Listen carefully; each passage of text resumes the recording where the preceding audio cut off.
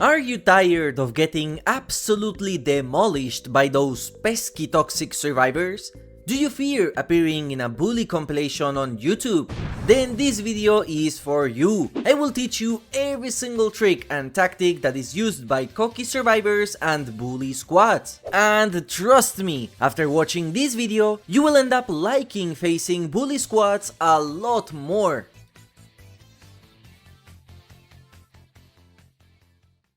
Before we begin, you cannot confuse a bully squad with what I'd like to call the Navy SEALs. Bully squads are teams where the main objective is to interact with the killer, constantly baiting chases, trying to save their teammates, and most importantly, ignore objectives. This later part is the reason why, if you know what you're doing against them, you will win the vast majority of your matches. In a lot of these cases, these teams are just a group of friends, or most of the time a duo, trying to have fun, and they won't care if they lose the match. Navy SEALs, on the other hand, are there to win. They will absolutely dominate you, gen rush everything, and they won't use flashlights because instead they are using flashbangs, busted toolboxes, and syringes in medkits. They might look like they are bully squads, but they are not there to bully you. The truth is that DBD is a very frustrating game in high MMR as both sides. So this video is exclusively aimed towards the first group of players. The first step in order to counter bully squads is to prepare before the match even begins. And this is crucial because you can see the items survivors bring into the match. If you see a lot of flashlights, you can expect a match where they will constantly try to go after you, so you have to play in a safer way. Or you can pick Lightborn and completely prevent flashlight and flashbang saves. Some teams will change their loadouts at the last second in order to bait you, and this is why it's important that when they do, you take a look at what items they are using and remember which survivor brought what item, as you only have around 6 seconds to remember this. If all the survivors are the same, this is much more difficult to do. Franklin's Demise is another perk that will force the survivors to drop their items once you hit them with a basic attack. So that is another pick you can do instead of Lightborn if you're having trouble with the items survivors have. However, this perk is not that effective against many of the stuff high-level bully squads bring. A lot of bully squads and toxic survivors will try to get you to chase them, either by crouching a lot, doing gestures, or by spamming the flashlights. And many times, I see bad killers that hyper-focus on one survivor and end up getting looped for 5 gens. Unless you feel confident about your skills, or unless you want to practice being better, my recommendation is to just ignore those survivors and chase the rest. Never take anything they say personally, and remember that this is just a game, and they are not provoking you as an insult, they just want to get chased. And if they want to do that, it means they either have the skills to back it up, or they have some disgusting tricks up their sleeves that they want to use on you. This single tip is the thing that will help you the most in your DBD matches if you struggle against the cocky players. With this out of the way, let's take a look at how to counter each of the items and playstyles associated with bully squads, starting with the biggest enemy of the vast majority of players.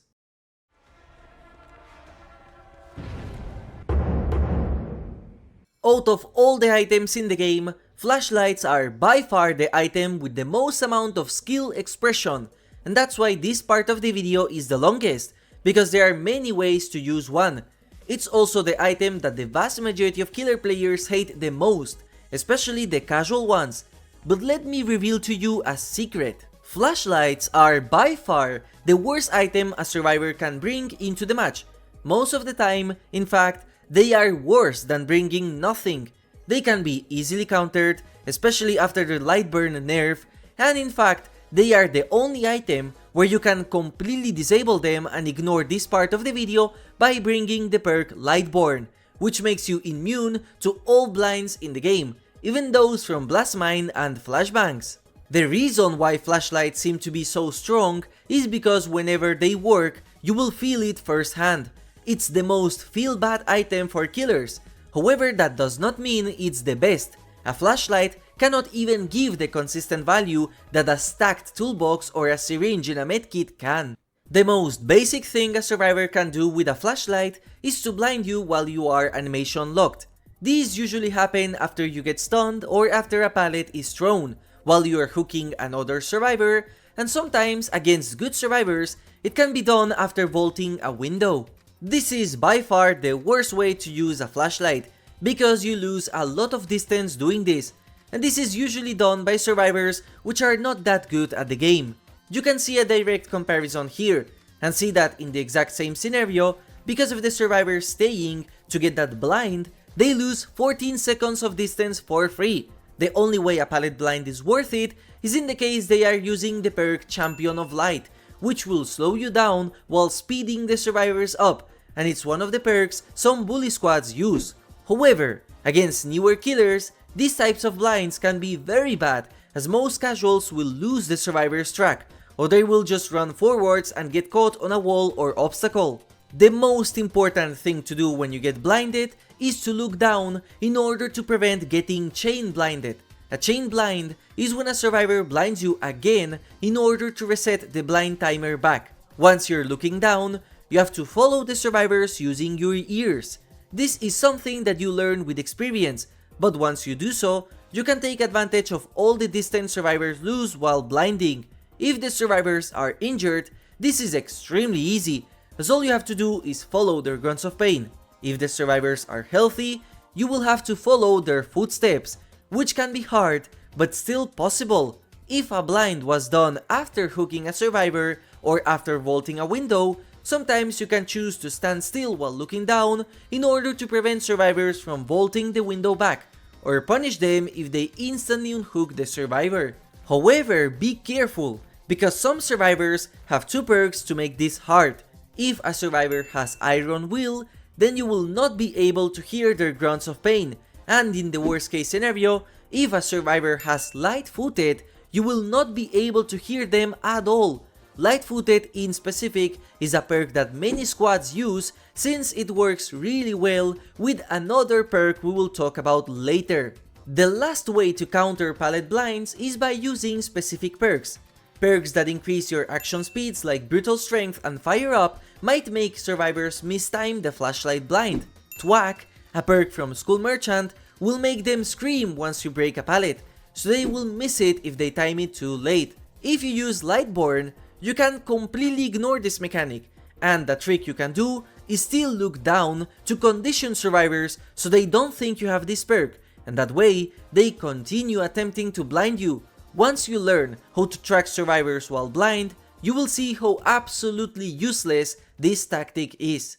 Flashlight saves are the bane of a lot of players, and by far one of the most annoying things that can happen to you. However, these are significantly easier to counter than the majority of flashlight plays. First of all, if you know a survivor in the match has a flashlight equipped, then you have to pick up survivors while facing a wall. This is something you have to learn and always do if you have a choice, and it is by far the easiest way to prevent a flashlight save. Always assume there is a survivor attempting to flashlight save at all times, and always pick up survivors while facing a wall. However, what happens if there is no wall?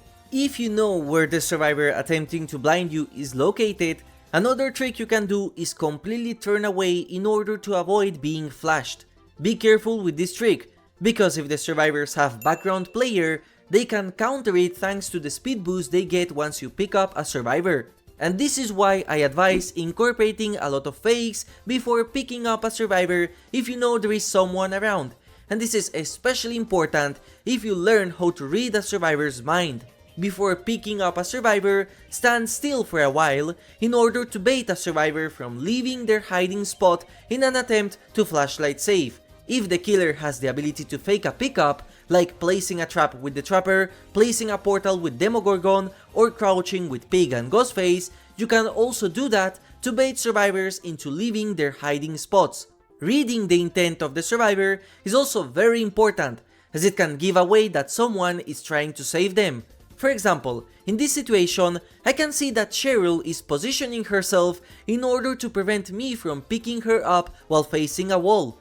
This is a clear indicator that she's positioning herself for a flashlight save. If you are positioned in a choke point where survivors can only come from the front or from behind, you can position your back on the side where you know a survivor is located in order to prevent them from flashing you, even if that leaves your front completely exposed.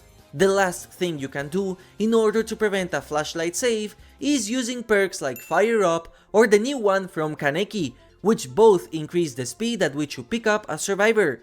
However, this still doesn't guarantee that you won't get blinded. I will take the chance now to talk about Pallet Saves in general, because these tricks to prevent flashlight saves can work against Pallet Saves too. A lot of bully squads and competent survivors will attempt to die on a pallet so that they can set up for a pallet save, and this is where a lot of casuals fail, because they instantly pick up, leaving themselves into an easy pallet save. You can only instantly pick up survivors that are downed on a pallet if you know where all of the survivors are located, and if you are fully confident that nobody is nearby. However, if you know you're playing against bully squads, they will play in a very altruistic manner, so you must fake a pickup first to see if they will reveal themselves. Sometimes they even give themselves away, so I always recommend to wait a bit before picking up a survivor if you are unsure if there is anyone nearby. In this example, I heard a survivor positioning themselves for a save, so I baited the pickup and got a hit to scare them away. It's important to note that sometimes survivors will come back after the hit in order to still pallet stun you, so unless you are fully confident that nobody is around, you should not pick up a survivor again. However, sometimes this is simply not enough, as I still got pallet stunned in the end. Now remember that survivors might have the perk Background Player, which is used in all save situations. This perk will grant survivors a speed boost anytime you pick up a survivor that will help them reach you from further away. Be careful of pallets even after picking up a survivor, as sometimes survivors will hide behind pallets and wait for you to go to them. A great example is the shack pallet, as there is one entrance with a guaranteed pallet, so you are forced to go that route if the basement spawns inside the shack. Always take the routes which have no pallets, or else you run the risk of being power struggled, which will set you back by a lot. A tip I can give you is to bait a pallet drop. Make it look like you're going to a pallet and change directions at the last second. That way, you avoid the pallet stun and you get a free pallet to break for later. If you want some perks that help you in these scenarios, Fire Up and Forever Entwined can also make survivors mistime the pallet saves.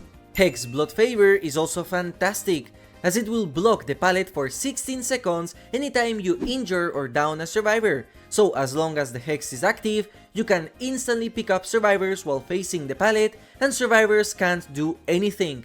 Bonus tip! Remember that if you are using Pyramid Head and the survivor is tormented, you can completely skip any safety measures for both pallets as well as flashlight saves by caging the survivors. This action cannot be interrupted. The doctor can use the static blast in order to see if there are any survivors nearby for the save. However, remember that they can avoid it by entering a locker. Now, something dangerous that survivors can do against you is what is known as the CJ tech, one of the most popular techs in the entire game that only works against killers who have no idea about it. CJ teching is when a survivor removes the prompt to break a pallet in order to force the killer to pick up a downed survivor. This is possible because the button to pick up and break a pallet are the same, and the killer cannot break a pallet when a survivor is on it. So this tech fully depends on your input as a killer in order for it to work. So, in order to perform a CJ tech, there must be a survivor placed on the same side of the pallet as the killer, and the rescuer has to be on the other side. The survivor will start to blind the killer, and then stop blinding. When the killer is about to press the button to break the pallet, the survivor will vault it, forcing the killer to pick up the survivor on the ground. Then, the survivor will vault back to the other side and simply flashlight save, as the timing is enough for a save. This is a very flashy way of saving a survivor. However, it is also one of the most predictable techs in the entire game. So, if you see a pallet that is down, a survivor on your side, and another survivor that is very eager with a flashlight, all you have to do is not break the pallet, just wait or pull back a bit, and the survivor will vault on your side. If you need to break the pallet, you have to chase the survivor to the other side, so that way you go on the opposite part where there is no downed survivor on the ground. Now, something advanced bully squads can do is perform a CJ tech with a locker, which is significantly less common, but it works by the same principle, as the same mechanic is applied to them. If a survivor is downed near a locker, the rescuer might want to enter that locker in order to bait the killer into searching it, or stay hidden there beforehand. However, when the killer presses the space button in order to open the locker, the survivor will leave it, changing the prompt of an open locker to the pick up a survivor, and thus you get locked in the pickup animation. This is how a locker CJ tech works like when it's done properly. And this was an attempt at a locker CJ tech, which would have worked if I didn't have Kaneki's perk. The way to counter this is exactly like a CJ tech. All you have to do is not press any buttons and wait for the survivors to do the action. So if you see a survivor from a bully squad that lets themselves be downed in front of a locker, or one that moves in a locker after being downed, you should be careful. Lockers are not only used for CJ techs, as they are also one of the tools that can also be used to perform a grab blind. Grab blinds are very easy to do, and they have become more popular in recent times. These work in the same way as a pallet blind. They are blinds done while you are animation locked. In this case, you're grabbing a survivor from an interactable item. In order to perform a grab blind, there will be one bait survivor and the rescuer. The bait survivor, which is most of the times an injured survivor, will vault a window, a pallet, or enter a locker slowly or exit a locker slowly. Because they are doing a slow animation, if you press the attack button, the killer will automatically grab the survivor, and the rescuer will show up and blind you. Grab blinds can happen in anything that a survivor can interact with. A totem, a chest. This can even be done near generators when two survivors are repairing, because the moment you attack a survivor that is repairing, once again, the killer will grab the survivor and put them in an animation that is very easy to blind with. Pallet and vault blinds are harder to pull off, as most of the time, the killers will launch attack, which is the key to prevent a grab. If a survivor enters a locker in order to dodge your attack, wait 1 second before doing any action. If they start leaving the locker slowly, that probably means there is someone nearby. So what you should do is move a bit from the locker and do a launch attack to prevent you from grabbing that survivor. However, if the survivor stays in the locker after 1 second, you can choose to open the locker in order to get the survivor, or risk the possibility of them having a perk called Head On, which will stun you and allow them to escape the chase. However, keep in mind that Head On is an exhaustion perk, so if you saw that survivor performing any exhaustion perks during the chase, you don't have to worry about it anymore. As for generator blinds, or if you see a survivor slowly vaulting back towards your direction, then all you have to do is the same thing as you did with the lockers.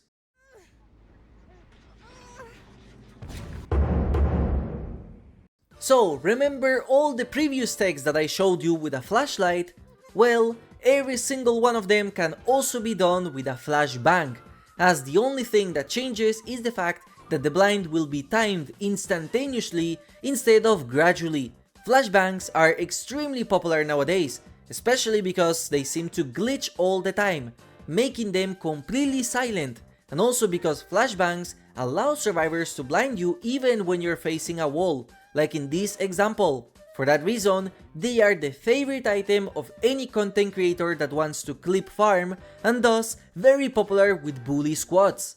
There are two types of these items. The first one are firecrackers, which are event exclusive, so extremely rare and single use.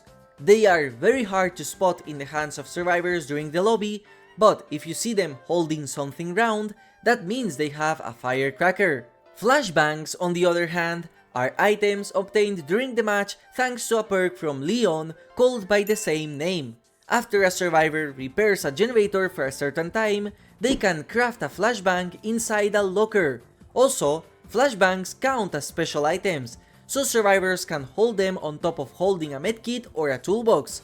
So, if you see that a survivor stopped holding their item and it looks like they have nothing in their hands, there is a high chance that they crafted a flashbang. Franklin's Demise, the perk that makes survivors drop their items, does not work with flashbangs, since they are considered a special item.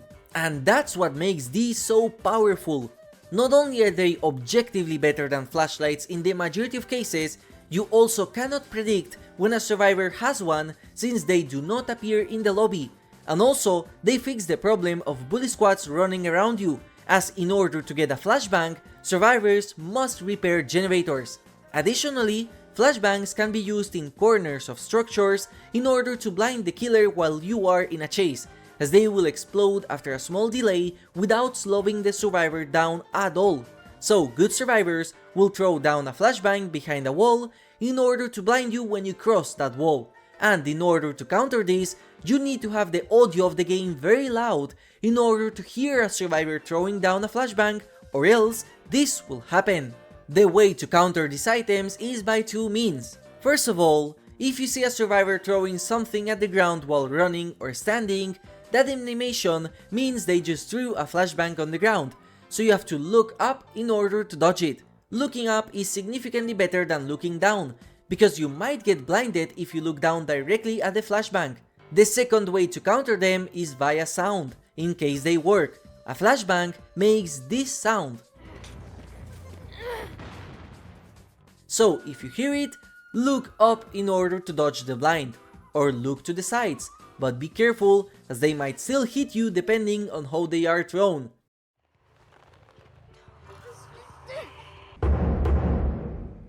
Toolboxes are the second main item that bully squads might bring into the match. These have two principal uses for them, but regardless, a team with 4 toolboxes is most of the time a very bad match. The first use for toolboxes, and by far the most common, is to gen rush with them. A single toolbox is significantly stronger than a flashlight, arguably one of, if not the strongest item in the game in terms of survivors that want to win, and will save 19 seconds off a generator for absolutely free when built right. And this number can be boosted even more with gen rush focused perks like Prove Thyself, Streetwise, or Hyper Focus Stakeout. Another way to gen rush that Navy SEALs love to do is bring a brand new part, which will shave off 10 charges of a generator these were applied to.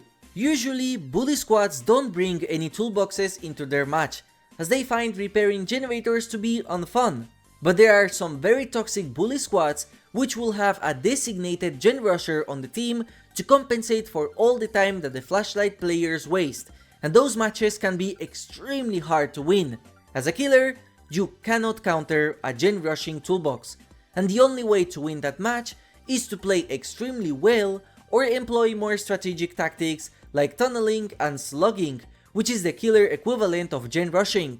It is the sad reality of this game's core unbalanced state in extreme cases. The second use toolboxes have is for Sabotage Plays, which are more effective with a toolbox. Sabotaging comes from a perk from Jake Park, where you can interact with a hook as a survivor in order to break it, and this is done by toxic bully squads in order to deny the killer a hook. This can be done via the perk mentioned before, which has a cooldown, or done with a toolbox at any time.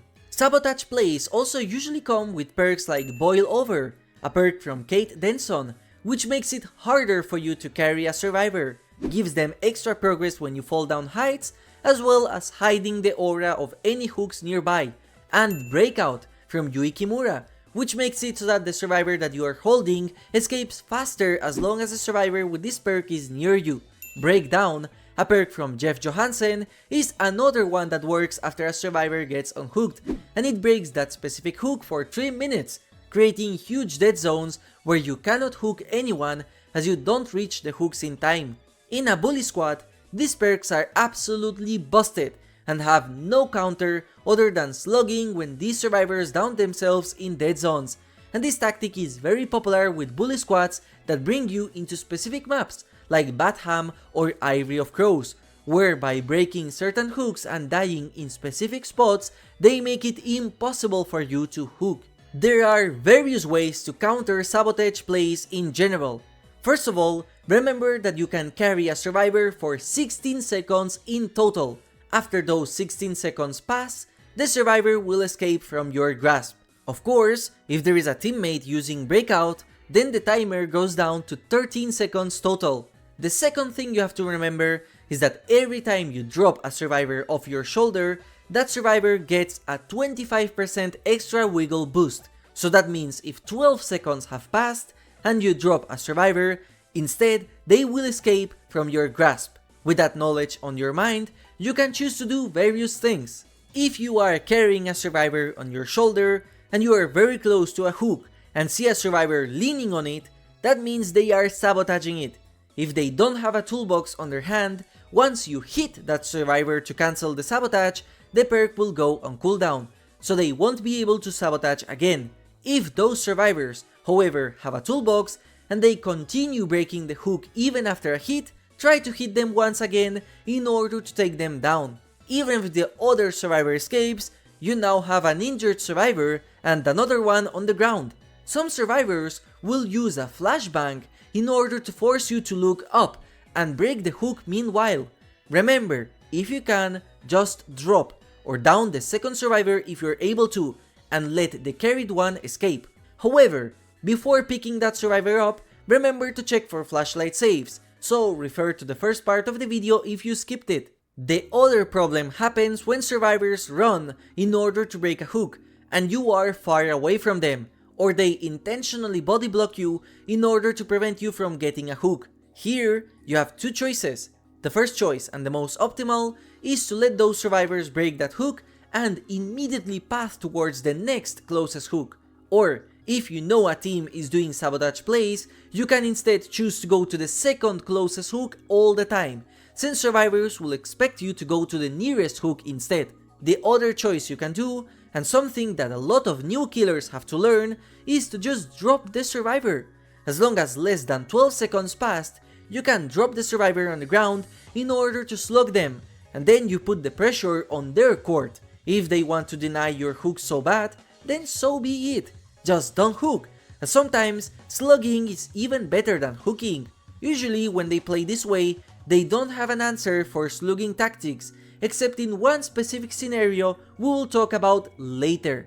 If you're struggling a lot with this, you can try and use perks like Iron Grasp, which is free for everyone, that will make it harder for survivors to struggle, or Agitation from the Trapper, in order to help you get more distance while carrying a survivor. Mad Grit is a perk from the Legion, which pauses the wiggle progress anytime you get a hit, so against very aggressive teams, this perk is awesome. Finally, remember that basement hooks cannot be sabotaged, so if you down survivors near the basement, bring them back there, and the Sabo squad will not be able to do anything to you.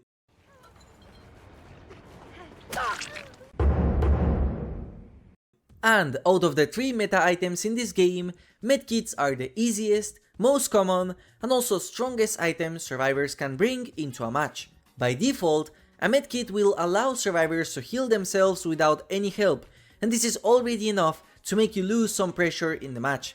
However, it is when survivors kit them out with add-ons when they become absolutely busted. The first add-on that you have to look out for is the Styptic Agent. This is an instant use add-on that consumes the medkit upon use. After that, the survivors will get the endurance status effect for 5 seconds, and for those 5 seconds, they can tank a hit, even from a chainsaw. The key to countering this add-on is really simple. First of all, be very attentive if a survivor starts to self-heal themselves mid-chase, especially when they are about to be hit. It's also very important that you hear well, because sometimes survivors can apply medkits behind cover, so the only way to know if they use this add-on is by hearing the sound of a survivor healing themselves. If they did, and you see that the medkit has disappeared from their hands, that means there is a high chance they're using a Styptic Agent. So what you have to do as a killer is have patience. Remember that the duration of this item is 5 seconds, so count them down. And once it is over, hit them, because if you hit them too early, you will lose a lot of time. it's crucial that you use your own body in order to body block any resources survivors can use, like pallets or vaults, but sometimes that is not possible, which is why this add-on is incredibly strong when used right. Something really important that you should remember is that the Styptic Agent does not work when a survivor has deep wounds. This means any killer who can apply this state can completely ignore the medkits like the Legion, Deathslinger, Houndmaster, and Kaneki. If the medkit has disappeared, but they heal themselves far away from you or behind a pallet, then the second item they have used is an Anti-Hemorrhagic Syringe, and this item is much more complicated to beat. The syringe will heal the survivor automatically after 16 seconds have passed. However, this time is affected by modifiers, so a survivor with a healing build will heal themselves in less than 16 seconds. Against good survivors, this item is by far the strongest item in the game, and it has no counter if you are playing weak killers. And the worst part is that this item is still useful even outside of a chase, as anytime a survivor uses the syringe, they can repair generators while getting healed. This add-on is much more complicated to counter. If you are a good killer, you have to down them before the effect of the syringe kicks in, which is easier said than done. If you are a killer that can apply deep wounds, that also works, as the syringe will only heal the mending status instead of giving them a full recovery. Otherwise, this item has no counter. But the most important part to remember always is that this syringe also works on other survivors, and this is especially crucial in slugging situations. If you see a survivor who previously had a medkit and they start healing a slug for a small time and suddenly the medkit disappears, that means they used a syringe, so you have to pick up the survivor from the ground, or else they will get up automatically after some time. Bonus tip! With the Plague, you don't have to worry about any of these medkit add-ons, as she completely counters medkits. However, the last trick that I mentioned does work against her, so you have to pick up the survivors, as that's the only way for them to use the syringes. If you're having trouble with medkits, try her out. You know what else needs a counter? The fact that you might not be subscribed to my channel, so make sure to like and subscribe if you're finding this video useful, and you will easily prevent missing out on more amazing content like this video. It is significantly easier than trying to count a syringe at least. Thank you in advance. Of course, flashlights, toolboxes, and medkits are not the only things survivors can bring into a match, as there are two other items, maps and keys. However, toxic survivors and bully squads will most likely not use these items ever, aside from some very niche cases, so I will still explain them so the guide is complete. Maps are the least used items in DBD by far, and they will reveal the aura of generators, and depending on the add-ons, survivors can also see the killer belongings like trappers, bear traps, or totems. So unless you are a trapper, or unless you have a hex build, you should not worry about survivors bringing maps into the match. Most likely, those survivors just want to finish some archive challenge. Keys, on the other hand, are incredibly strong depending on how they are used. The simplest way is that they will open the hatch after you close it, so if you see a survivor holding a key in the lobby, remember that they can open the hatch even after you close it, so keep an eye out for them. The second key usage is significantly more try-hard focused, and is used by some content creators to make videos with. With an add-on called Blood Amber, survivors can use the keys while in chase in order to see your aura through walls. So if you notice a survivor that is way too good while in a chase and they hold a key, that means they can see your aura, so you should not try to mind game them, and instead you should brute force every single loop against them.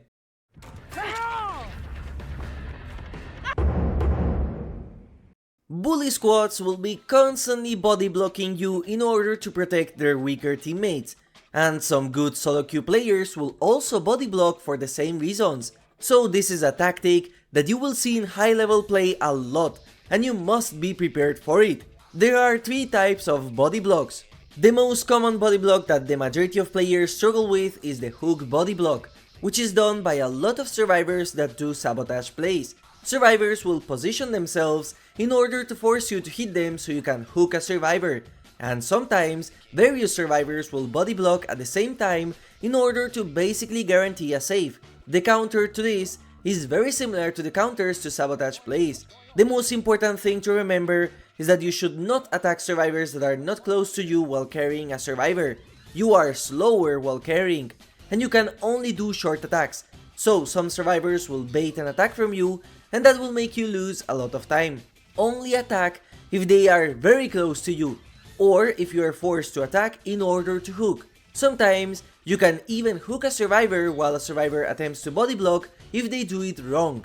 If there are a lot of survivors nearby and you think they will for sure get the save, you can drop the survivor in order to slug them, which is a lot of times better than getting the hook, or try to get a survivor downed, because even if the one in the shoulder escapes, you have another one to hook and another one that is injured, so you end up winning regardless.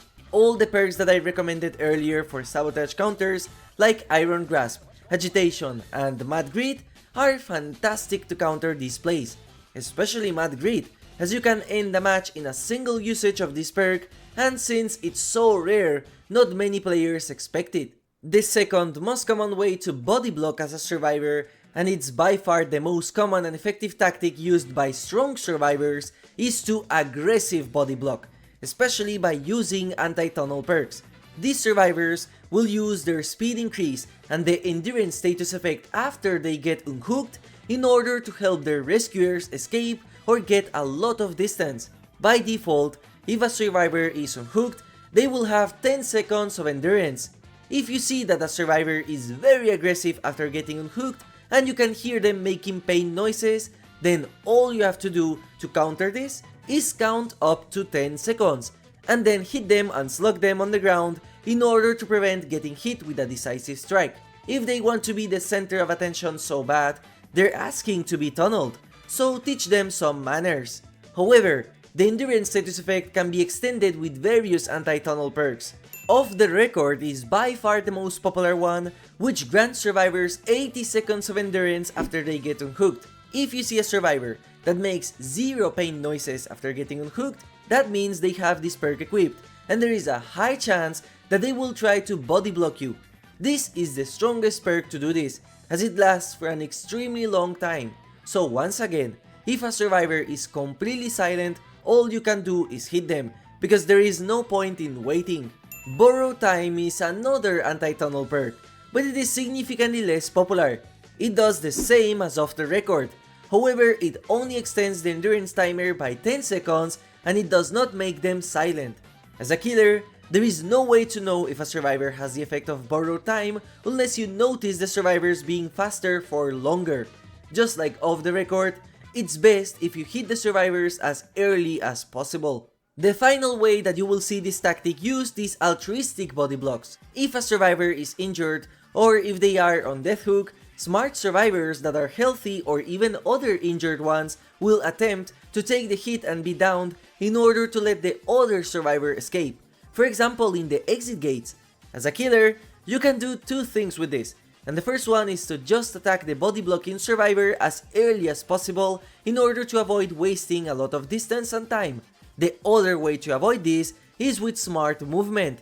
If you position yourself correctly and have some patience, you can find a hole in the survivor's defense in order to hit them and down the survivor you were chasing. Body blocking survivors is actually really hard on open grounds, and it's harder to do when the teams are not coordinated.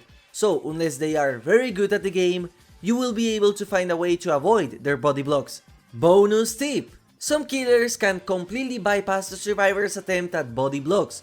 If you have a teleporting power, you can just teleport in front of them and cut them off. Sadako, while the Manifested, can completely ignore body blocks with nothing that survivors can do.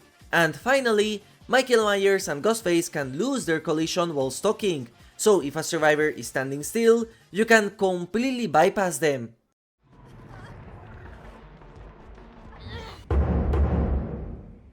Besides items, something that bully squads are guaranteed to use are exhaustion perks.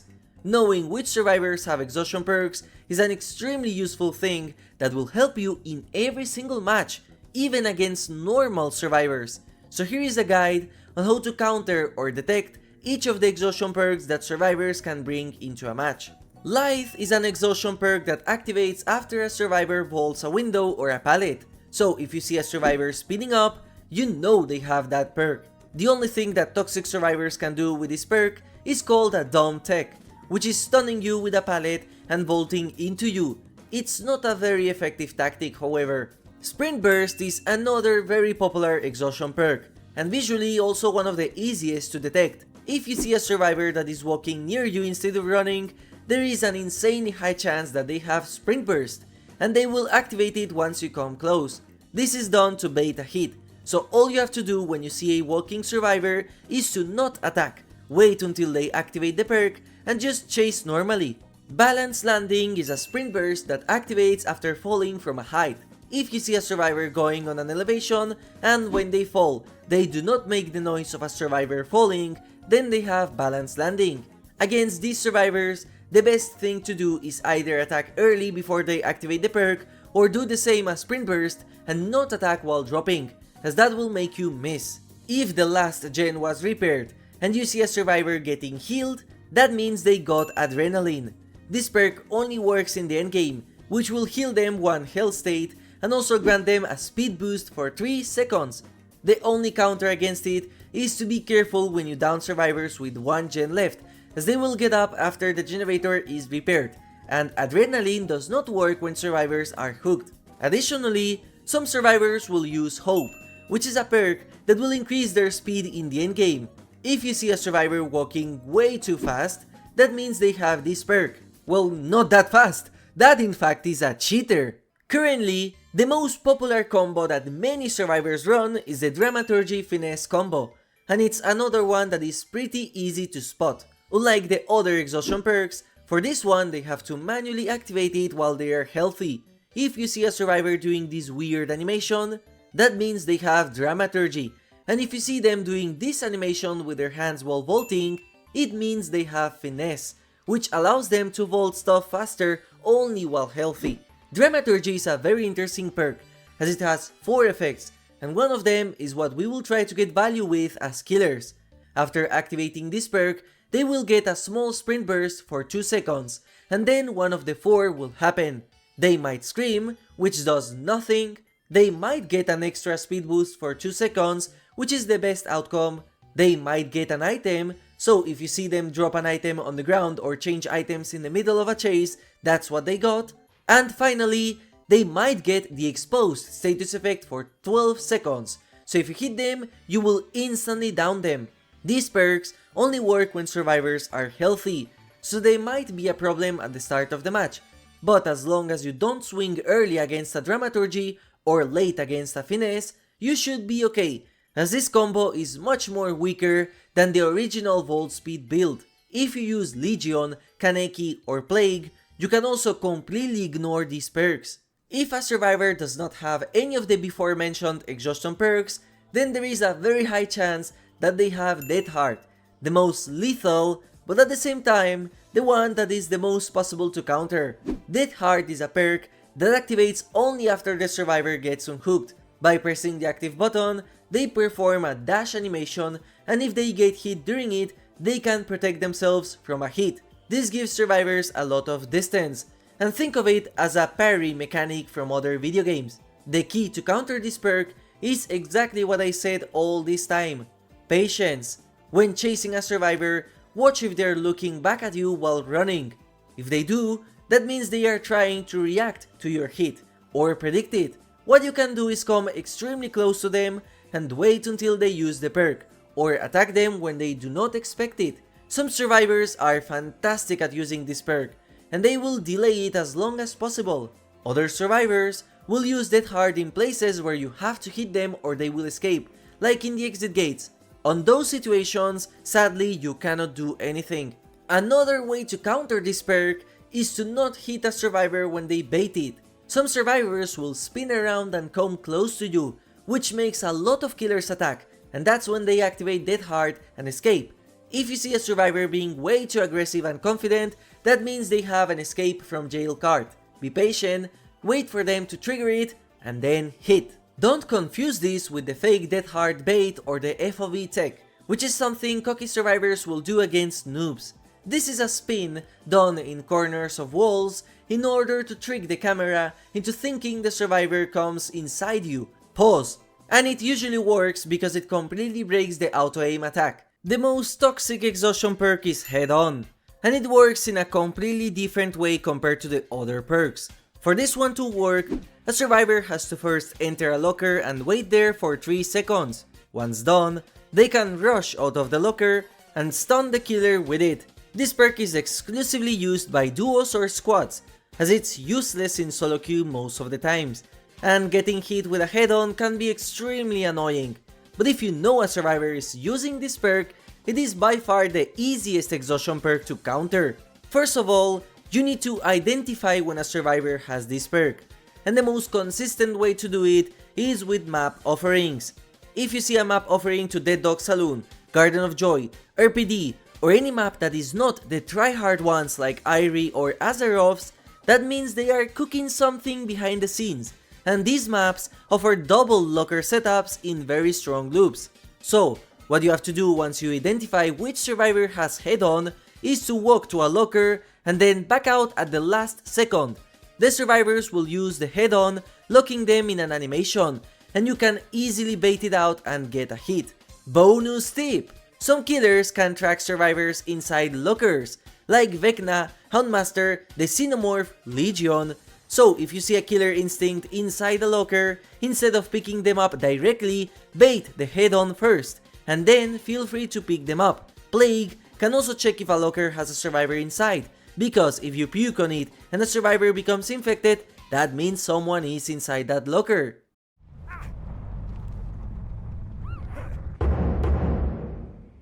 Outside of exhaustion perks, bully squads and toxic players will also always use meta perks and combos that only work in a comp squad. Here are some of the perks that you should know about, which can completely change the course of a match. The first perk that you'd need to know about is Unbreakable. This perk allows survivors to get up without the help of anyone, so it completely counters slugging. This perk will completely kill any momentum you have, and make some winnable matches into a loss. Always assume that survivors have this perk, and if you see a survivor that has been in the ground for a long time, that means they most likely don't have this perk. Some survivors will bait an Unbreakable while in a pallet in order to stun you, so be careful about that as well. There is no counter to this perk other than not slug survivors. Survivors can also do another thing when they are near slugged pallets. The first very annoying combo that can happen is Flip Flop combined with Power Struggle. Power Struggle is a perk that will allow survivors to throw pallets while they are on your shoulder, but they need a bit of wiggle progress in order to do so. However, Flip Flop will convert some of the progress of your recovery on the ground into wiggle progress, so it combines really well with Power Struggle. This is one of the tactics bully squads can use that are impossible to counter as a killer. If the survivor with this combo is downed on a pallet and there is another survivor nearby, you cannot pick them up, because if you do so, the other survivor will stun you. However, by not picking them up, you are giving them time to get Power Struggle to activate for when you do. So, if you're ever put in a situation where a survivor willingly dies on a pallet and you see various survivors that are baiting you into chasing them, they are most likely making time so their friend can Power Struggle you.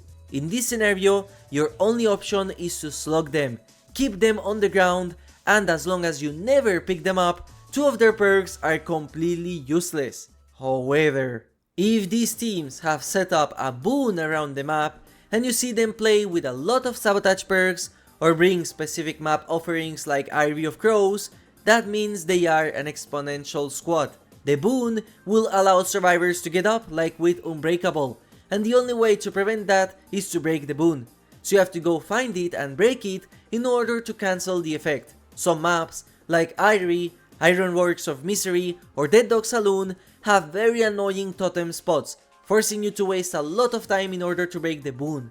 These are also very dangerous in 2-floor maps, so be careful about that. The last combo that you should be very careful for is Made for This and We're Gonna Live Forever. Both of these perks have the same effect.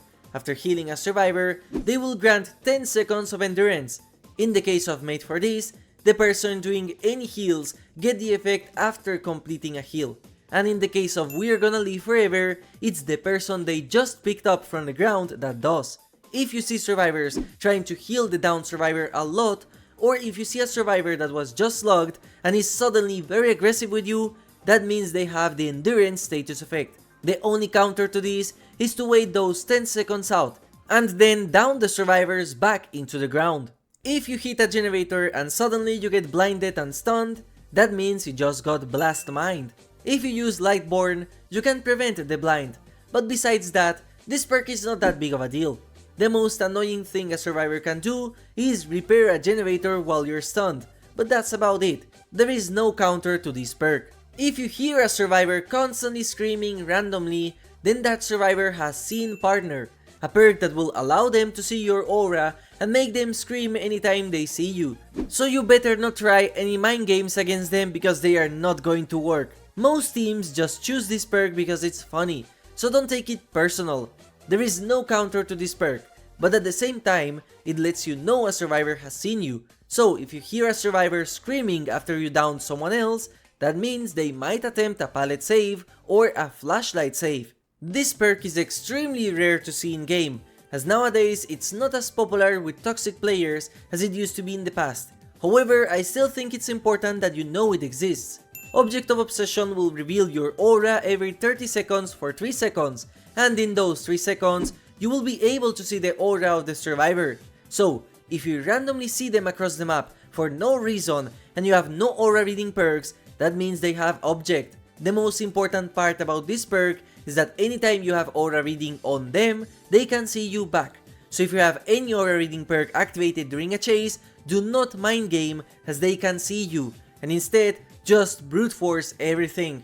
Reassurance is a fantastic perk that some survivors will bring in order to give their friends extra time on the hook. If you see a survivor with a white aura, that means they got reassured. There is no counter to this perk. Take your losses and try to find another survivor. Deliverance is an insanely strong perk that is only used by the highest level of survivors. This perk will activate after a survivor has rescued a teammate. Once active, and when they get hooked, these survivors can escape the hook without any help.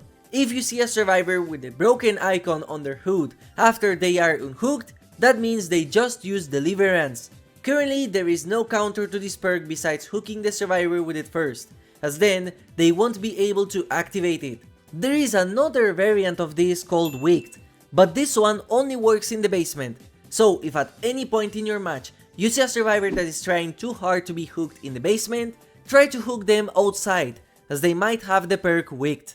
Shoulder the Burden is the newest friend in bully squads and competent teams, and this perk will transfer a hook state from the hook survivor to the rescuer, and you will be able to see an icon on the hood that shows which survivor got the hook state. If you ever see this perk being used, remember that it makes the rescuer exposed for 40 seconds. The best thing to do is to go after the rescuer and completely ignore the survivor that got the hook state transferred. And if the rescuer is too good, then chase another survivor. And the final perk that you should be careful about and always assume that every single survivor has it is Decisive Strike, which is an anti-tunnel perk.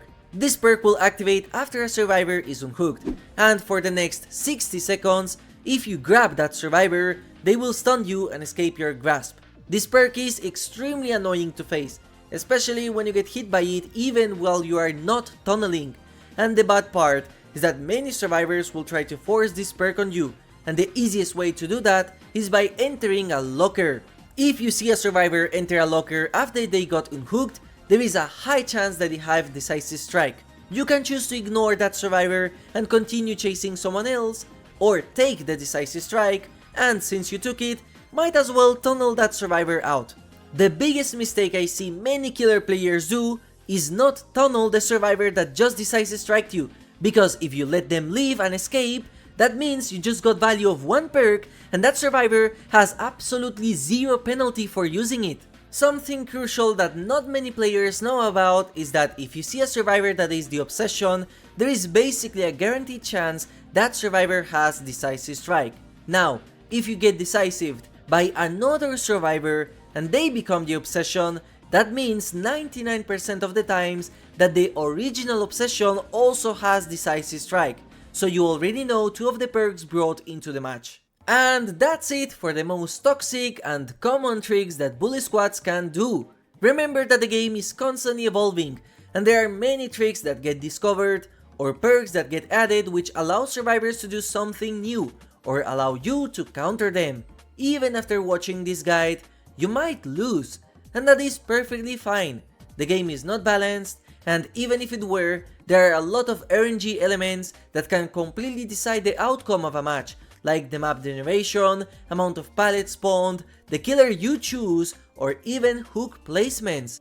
This video is here so you know which things toxic survivors can do, and to prevent them, but in the heat of the moment, you might misplay, and that is okay. Everyone is human except the comments on my videos, and we all make mistakes. Do not take DBD seriously unless you plan to earn money with it by streaming or competing in tournaments, and take bully squads as an opportunity to see how much of their bullshit you can counter. While making this guide, I had the time of my life facing survivors that tried any of these tricks on me. I loved seeing how they play and the things they try to do just so I could show you how to counter them, and it's so much fun. Even while knowing these tricks, I still fell for a lot of them, but instead of being annoyed, I congratulated the player. Bully squads are significantly better than Navy SEALs, and I will take them over the other any time of the day. I hope this guide was useful for you, and if you enjoyed it, make sure to like and subscribe, as more guides will be coming in the future, especially closer to the release of the FNAF DLC. Thank you for watching, and have a nice day.